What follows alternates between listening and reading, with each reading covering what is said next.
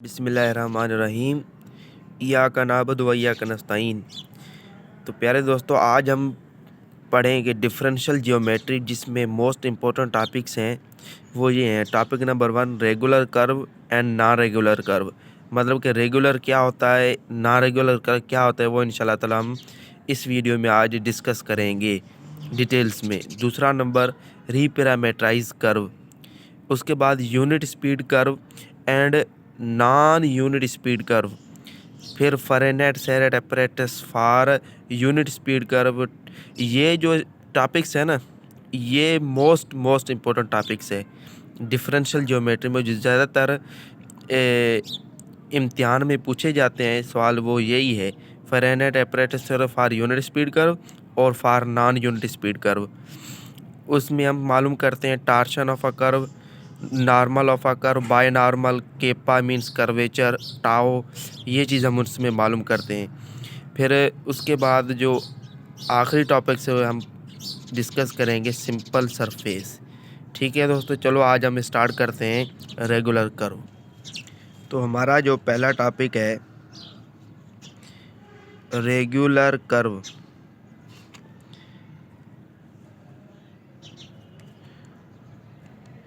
तो regular curve हम किसे कहते हैं? रेगुलर कर्व उसे कहते हैं हम, सपोज करें अगर कोई भी हमें अल्फ़ा ऑफ टी या कोई भी हमें वैल्यू मिली हो, ठीक है, कोई भी हमें वैल्यू मिली हो, उसकी हम डेरिवेशन करेंगे। पहले क्या करेंगे? डेरिवेशन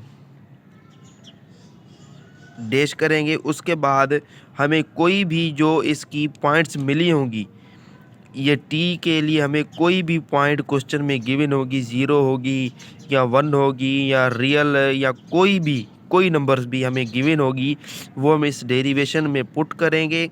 इसका पहले हम डेरिवेशन लेंगे, उसमें पुट करेंगे, और अगर उसका जवाब जो है 0 के बराबर नहीं आया तो हम कहेंगे ये रेगुलर कर्व है, it is a regular curve.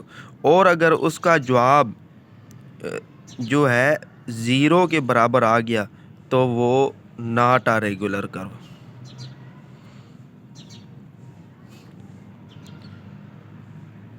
ठीक है दोस्तों, उम्मीद है कि समझ आ गया होगा। इसकी हम एक एग्जांपल करते हैं, फिर हमें मज़ीद समझ आ जाएगा।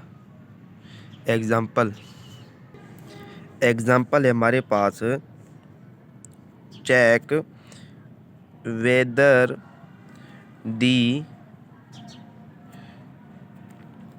Following curve is regular or not a regular curve.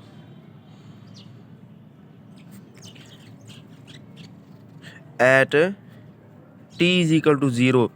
हमें यह क्वेश्चन में दिया गया है टी, वैल्यू टी की, ठीक है, और हमें alpha of T is equal to मिला है टी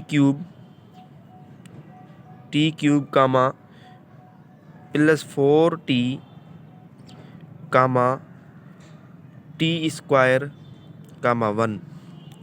ये हमें एग्जांपल के तौर पे है कि ये हमें मिली हुई है वैल्यू। इसको हमें चेक करना है कि ये रेगुलर है कि नहीं। इसको चेक करने का तरीका क्या है? इसकी हम फर्स्ट डेरिवेशन लेंगे। Alpha dash of T is equal to t cube plus 4t। इसकी डेरिवेशन क्या होगी? टी क्यूब की 3t square plus 4 comma t square की डेरिवेशन क्या होगी? 2t कामा 1 की डेरिवेशन 0। तो हमें ये डेरिवेशन मिल गई। अब इसमें हम पुट करेंगे t is equal to 0। Alpha dash of t is equal to 3t की जगह हमें 0 पुट करना है, t 0 होल स्क्वायर प्लस 4 कामा 2 इंटू 0 कामा 0। तो इसको हम जब सिंप्लीफाई करेंगे, ये हो जाएगा 0 प्लस 4 कामा 0 कामा 0। तो हमें ये मिला 4 comma 0 comma 0 it is does not is equal to zero, ये सारा ज़ीरो के, अगर ये तीनों नंबर ज़ीरो होते तो हम ये कहते कि ज़ीरो के बराबर है। तो ये ज़ीरो के बराबर नहीं है, तो ये कौन सा कर्व हुआ? It is a regular curve. इसी तरह कोई भी हमें क्वेश्चन आए किसी भी किस्म का, उसमें कोई भी वैल्यू दी गई हो, उसका हम सिंपल डेरिवेशन करेंगे, उसमें जो हमें पॉइंट मिली हो वो हम पॉइंट पुट करेंगे, उसका जवाब अगर ज़ीरो के बराबर नहीं आया तो वो रेगुलर कर्व होगा, अगर ज़ीरो के बराबर आ गया तो नॉट अ रेगुलर कर्व। तो अब हम पढ़ेंगे रीपैरामेट्राइज कर्व। रीपैरामेट्राइज कर्व क्या होता है? तो हमने यहाँ ये एक एग्जांपल ले ली है। What do you think about reparametrize curve of alpha bar of T is equal to R cos of T R sine of T H. ये हमने एग्जांपल ले ली, इसका हम रीपैरामेट्राइज कर्व फाइंड करेंगे।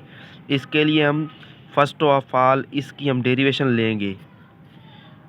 Alpha bar dash of T is equal to, अब R एक constant है, cos of T, R cos की derivation minus sine of T, comma sine की derivation cos R cos of T, comma H एक constant है,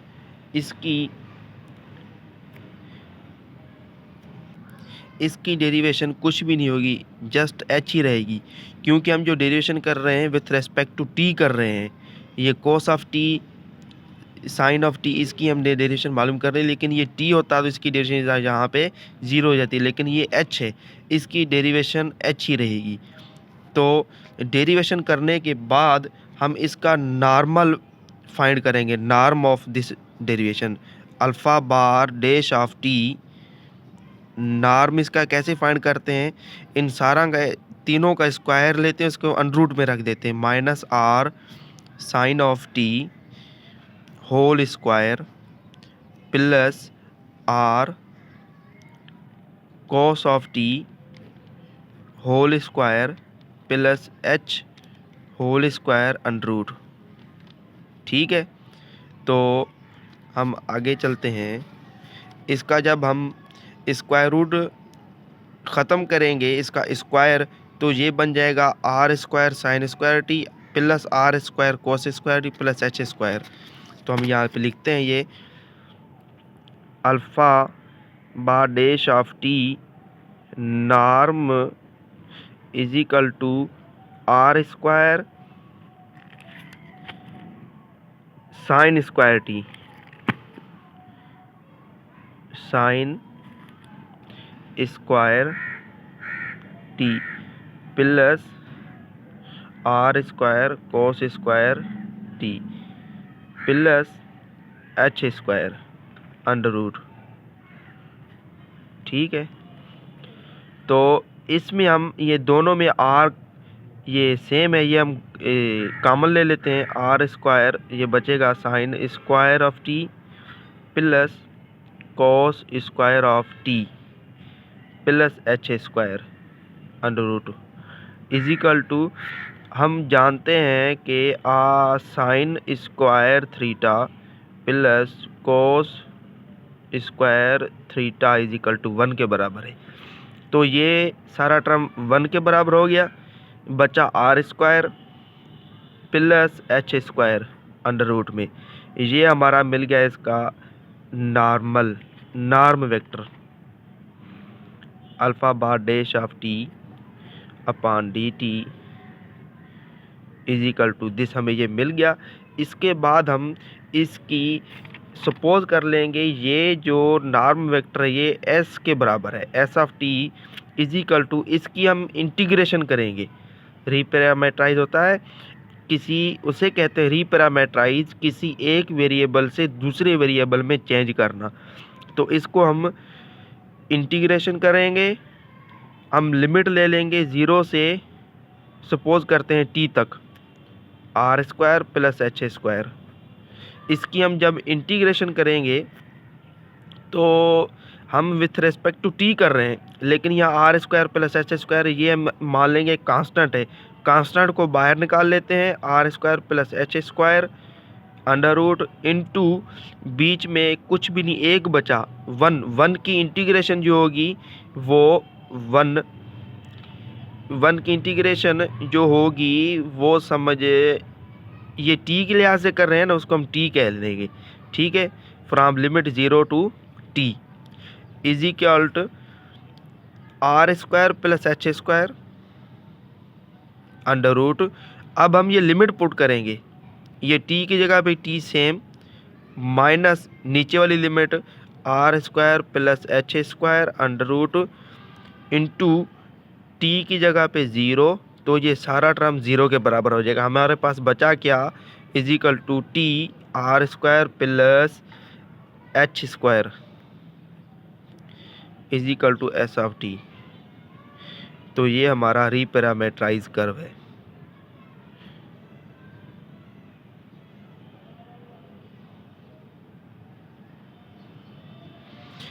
अगर suppose करें हम ऐसे कोई एक हमें ऐसी क्वेश्चन मिल जाता है जिसमें हम उसका नॉर्म करते हैं, उसके बाद जब हम इंटीग्रेशन करते हैं उसकी इंटीग्रेशन पॉसिबल नहीं होती।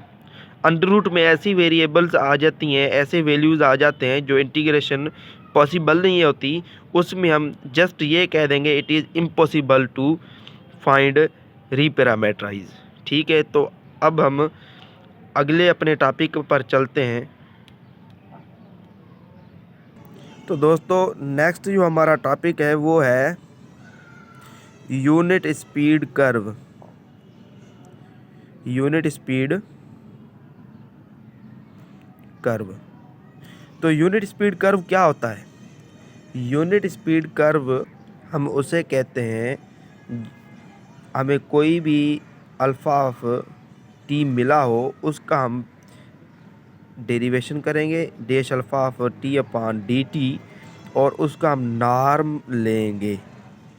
सेम उसी तरीके जैसे हमने रीपैरामीटराइज में किया था, इसी तरीके से हम अल्फ़ा ऑफ टी या बीटा ऑफ टी जो भी हमें मिला होगा उसका हम डेरिवेशन लेंगे, उसके बाद उसका नॉर्म फाइंड करेंगे। अगर उसका नॉर्म बराबर आ जाए 1 के तो हम कहेंगे ये यूनिट स्पीड कर्व है, यूनिट स्पीड कर्व होगा। ठीक है, अगर उसका नॉर्म वेक्टर बराबर 1 के ना आए, 1 के बराबर ना आए, वो होगा non unit speed curve.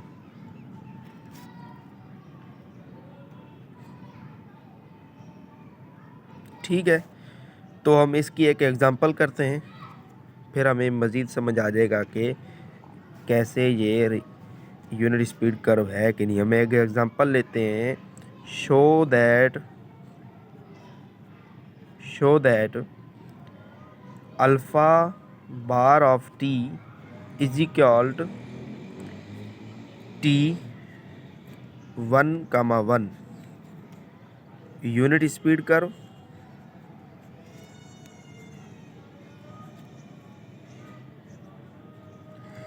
Question में हमें कहता है ये कि शो करो कि ये यूनिट स्पीड कर्व है कि नहीं। हम इसकी पहले डेरिवेशन फाइंड करेंगे, alpha bar dash of T is equal to t की डेरिवेशन 1, 1 की डेरिवेशन 0, 1 की डेरिवेशन 0। डेरिवेशन हमें मिल गई। अब इसका नॉर्म फाइंड करें, alpha bar dash of T is equal to 1 square plus 0 square plus 0 square under root बराबर ये हो जाएगा 1 के। ये 1 के बराबर आ गया, हैंस प्रूव्ड। ये हमने प्रूव कर लिया कि ये 1 के बराबर आ गया। जो 1 के वैल्यू बराबर आ जाए वो होती है यूनिट स्पीड कर्व। ठीक है, अब हम चलते हैं अपने नेक्स्ट टॉपिक की तरफ। अब जो हमारा नेक्स्ट टॉपिक है वो है फेरेनहेइट-सैरेट एपरेटस थ्योरम, जो मोस्ट इम्पॉर्टेंट है। उसके लिए हम फाइंड करते हैं TNB, या इसको बार दे लें, कोई मसला नहीं, या ऐसे ही हो। ये फाइंड करने के लिए हमें इनके फार्मूलाज़ की ज़रूरत पड़ती है। ये हमने यहाँ लिख रखे हैं ये सारे फार्मूले, ठीक है। टी, यहाँ पे टी क्या है, पहले तो हम ये समझें, ये टी एन बी, ये के, केपा, टाउ, ये क्या चीज़ है, पहले हम ये समझेंगे, उसके बाद हम एग्जांपल की तरफ जाएंगे, उसे हम सॉल्व करेंगे, ठीक है। तो हमें बिल्कुल क्लियर हो जाएगा। टी है यहाँ पे यूनिट टेंजेंट, ठीक है, उसका फार्मूला है टी इज इक्वल टू, जो हमें अल्फ़ा मिला होगा, अल्फ़ा उसका हम डैश मीन्स उसका डेरिवेशन मालूम करेंगे और उस डेरिवेशन का नॉर्म फाइंड करेंगे, उससे डिवाइड करेंगे तो हमें टी मिल जाएगा, ठीक है। उसके बाद एन, एन यहाँ पर क्या है, n is a unit vector which formula is n is equal to, जो हमने ये टी फाइंड किया होगा इसका हम डेरिवेशन करेंगे, उसका डेरिवेशन का नॉर्मल वेक्टर फाइंड करेंगे, उससे डिवाइड करेंगे, हमें एन मिल जाएगा, ठीक है। उसके बाद है नंबर 3 बी। बी क्या है, बी है हमारे पास बायनॉर्मल वेक्टर, बायनॉर्मल वेक्टर जिसका फार्मूला है b is equal to t, जो ये हमने यूनिट टेंजेंट फाइंड किया होगा, टी उससे हम क्रॉस मल्टीप्लिकेशन करेंगे, इस एन नॉर्मल वेक्टर या ऐसे यूनिट वेक्टर कह लें, इससे हम मल्टीप्लिकेशन करेंगे तो हमें बायनॉर्मल वेक्टर मिल जाएगा, ठीक है। उसके बाद नंबर 4 है के, इसे हम कहते हैं केपा, केपा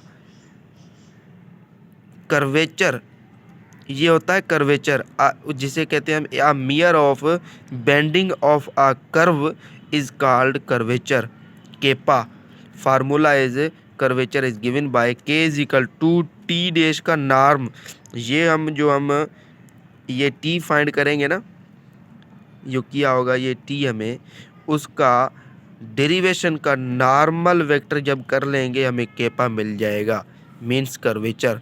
उसके बाद नंबर 5 पे है tau, tau is a torsion vector, उसे हम टाउ कहते हैं, आर सेकंड कर्वेचर या उसे हम सेकंड कर्वेचर भी कहते हैं। फार्मूला इसका है tau is equal to minus n normal vector cross dot product means dot multiplication by normal vector minus का, ये इसके फार्मूले हैं। अब हम एक एग्जांपल की तरफ जाते हैं, क्वेश्चन जो हमारे एक क्वेश्चन पेपर में भी आया है। क्या है क्वेश्चन में, find Serret apparatus T N B kappa tau for the following unit speed curve, ये हमें एक beta bar of S is equal to, ये हमें वैल्यू मिली है, इसका हमने सेरेट apparatus थ्योरम फाइंड करना है, ठीक है। जो हम कैसे करेंगे, ये हमने एग्जांपल यहाँ पर लिख रखी है, इसके लिए ये हमें एग्जांपल मिली है, इसका हमने t N B kappa tau find करना है। टी फाइंड करने के लिए हम क्या करते हैं, इसका फार्मूला हमने सीखा है इज इक्वल टू, ये जो हमें बीटा मिला है, beta bar dash of S find करेंगे, उसके नॉर्मल वेक्टर फाइंड करेंगे तो हमें टी मिल जाएगा। तो इसके लिए पहले हमें इस बीटा ऑफ एस का डेरिवेशन फाइंड करना होगा, beta bar dash of S is equal to cos of s का डेरिवेशन क्या होगा, minus sine of s comma, इस साइन ऑफ एस का डेरिवेशन क्या होगा, माइनस नहीं cos of x, cos of s comma 1 का derivation 0, b bar dash of S is equal to, हमें ये मिल गया, इसका हम नॉर्म वेक्टर फाइंड करेंगे, वो कैसे होगा, इसका square root minus sine of s whole square plus cos of s whole square plus 0 whole square under root में is equal to sine square s plus cos square of s plus 0, मतलब कि इसमें करें या ना करें कोई फ़र्क नहीं पड़ता। हम जानते हैं sign square theta plus cos square theta किसके बराबर होता है, 1 के, अंडर रूट 1 बराबर होता है 1 के। तो हमें इसका जो नॉर्मल वेक्टर मिल गया 1, अब हम इसको यहाँ पर रखेंगे, डेरिवेशन उसके नीचे जो हमने ये नॉर्मल वेक्टर फाइंड किया है, t bar is equal to पहले क्या लिखेंगे, जो हमने बीटा ऑफ एस का डेरिवेशन फाइंड किया है क्या है, minus sine of s comma cos of s comma 0 upon 1। तो हमें टी बार क्या मिल गया, minus sine of s comma cos of s. 0 लिखें या ना लिखें कोई फ़र्क नहीं पड़ता, हम लिख देते हैं, ठीक है। तो ये हमें मिल गया टेंजेंट वेक्टर। अब इसके बाद हम फाइंड करेंगे एन नॉर्मल वेक्टर, जिसका फार्मूला है n is equal to t, जो हमें ये मिला है इसका डेरिवेशन अपॉन इस डेरिवेशन का नॉर्म। हमें जो मिलेगा वो हम यहाँ पर पुट करेंगे तो हमें एन मिल जाएगा, यूनिट वेक्टर मिल जाएगा एक। इसके लिए हम ये टी फाइंड किया, इसका डेरिवेशन पहले फाइंड करें, उसके बाद उसका नॉर्म फाइंड करेंगे। इज इक्वल टू साइन का derivation cos of x, cos of s comma cos का derivation minus sine of s comma 0 का 0। ये हमें डेरिवेशन मिल गया। अब हम इसका नॉर्म फाइंड करेंगे।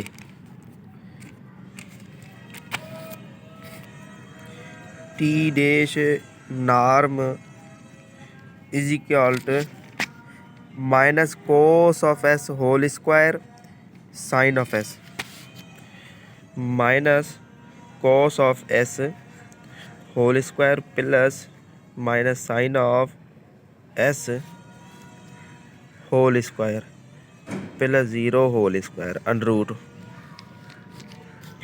Is equal to cos square s plus sine square s plus 0 is equal to cos square है theta plus sine square theta किसके बराबर होता है, 1 के, अंडर रूट 1। तो ये हमें क्या मिल गया, अंडर रूट 1 के बराबर किसके होता है, 1 के बराबर होता है। अब हम ये जो हमें नॉर्म फाइंड किया है और जो ये टी का डेरिवेशन फाइंड किया है ये हम इस फार्मूले में रखेंगे। So n is equal to minus cos of s comma minus sine of s comma 0 upon इसका नॉर्म हमने फाइंड किया था, क्या मिला हमें, 1। So n is equal to minus cos of s comma minus sine of s comma 0। तो हमें मिल गया ये यूनिट वेक्टर, ठीक है। अब हम फाइंड करेंगे एन के बाद बी बाय नॉर्मल वेक्टर। उसका फार्मूला हमने पहले सीखा था, क्या था फार्मूला जो हमने बी का सीखा था, बी इज इक्वल टू जो हमने टी फाइंड किया होगा उसके क्रॉस मल्टीप्लिकेशन करेंगे एन से, ठीक है। तो